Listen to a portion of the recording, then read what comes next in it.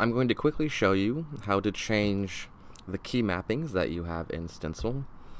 By default, at least in the crash course, you're using the arrow keys up, down, left, right. But maybe you want to use WASD, which is a little bit more standard for a lot of people who like games. Or maybe you even want to use the numpad on the right side of the keyboard. Regardless of what you want to change them to, you need to know where to actually find this.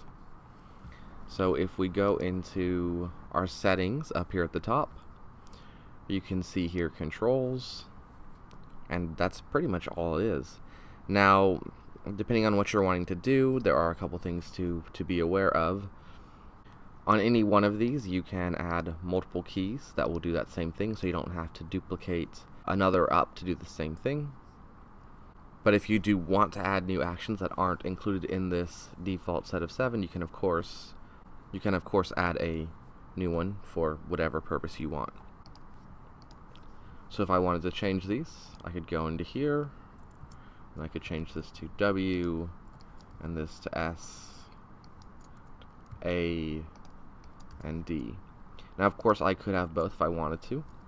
I'm not really fond of action being Z. I like action more to be space. So you can see that's supposed to kind of represent a space. And I could leave both on there if I wanted. So I could have both sets of control, so that way the user could use whichever they prefer.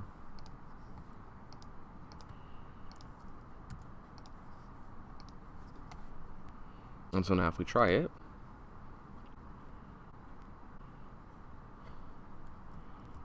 this is with the arrow keys, which we already had set up.